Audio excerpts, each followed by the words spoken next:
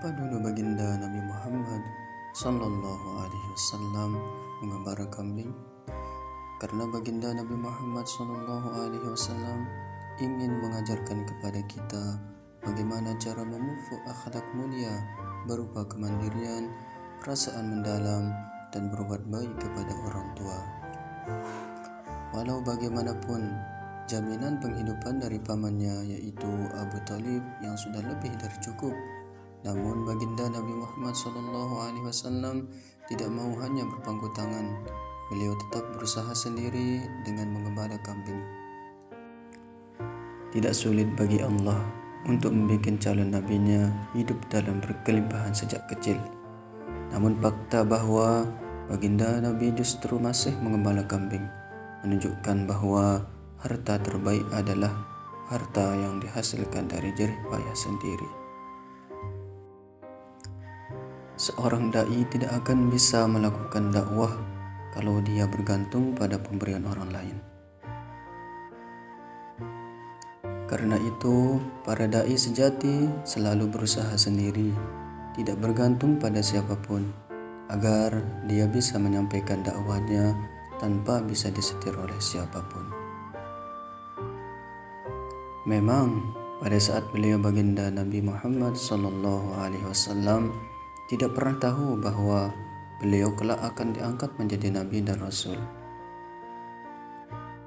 Akan tetapi Allah membentuk kehidupan baginda Nabi Muhammad SAW sedemikian rupa agar kelak tak ada hal negatif yang merintangi jalan dakwah Nabi baginda Nabi Muhammad SAW.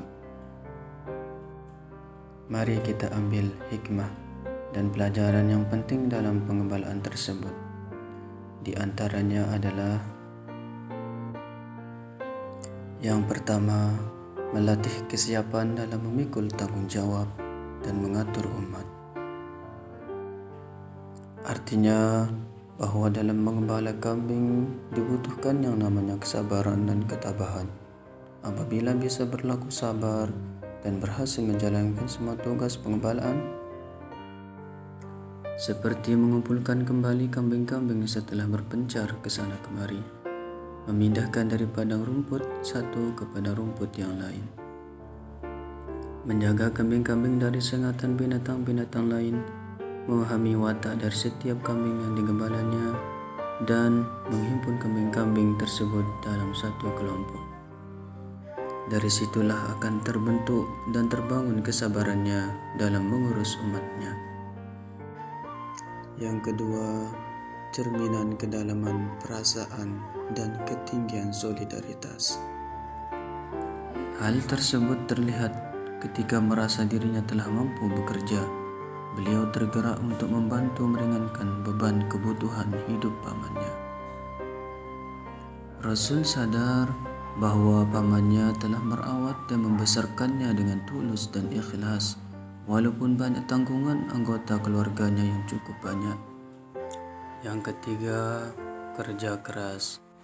Allah Subhanahu wa Ta'ala bisa saja menyediakan berbagai macam kenikmatan dan kemewahan hidup tanpa harus banting tulang dan kerja keras.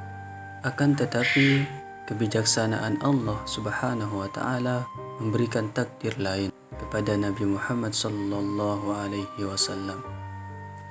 Beliau harus merasakan sulitnya kehidupan dengan jerih payah keringatnya sendiri.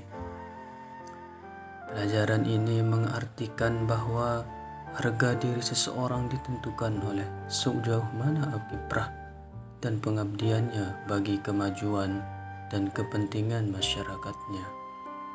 Yang keempat, menjauhkan diri dari perbuatan meminta-minta atau mengharapkan pemberian orang lain.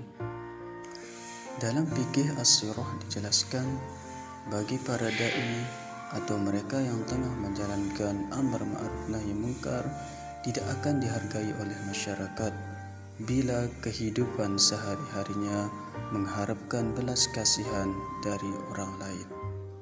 Artinya bahwa dituntut untuk berpijak pada jerih payahnya sendiri dalam mencukupi kehidupannya dan menjauhkan dari perbuatan meminta-minta.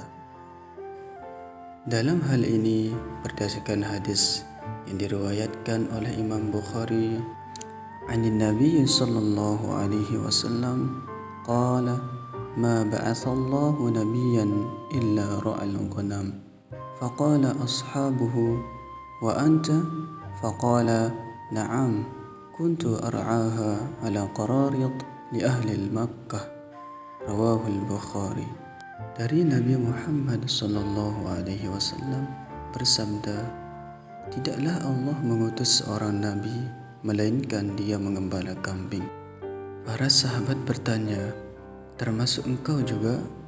Maka Nabi Muhammad sallallahu alaihi wasallam menjawab, ya, aku pun mengembalanya dengan upah beberapa kirot milik penduduk Mekah. Hadis riwayat Bukhari. Itulah hikmah dan manfaat dalam pengembalaan kambing dari baginda Muhammad sallallahu alaihi wasallam. Semoga pelajaran dan hikmah ini dapat kita terapkan dalam kehidupan sehari-hari. Amin ya rabbal alamin. Assalamualaikum warahmatullahi wabarakatuh.